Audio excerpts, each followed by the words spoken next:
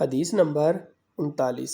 نبی کریم صلی اللہ علیہ وسلم نے فرمایا، بے شک دین آسان ہے، اور جو شخص دین میں سختی اختیار کرے گا تو دین اس پر غالب آ جائے گا اور اس کی سختی نہ چل سکے گی۔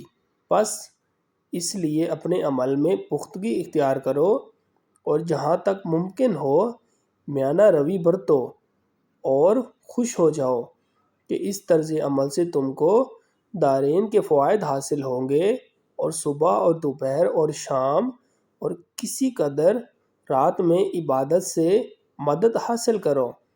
نماز 5 وقت بھی مراد ہو سکتی ہے کہ پابندی سے ادا کرو۔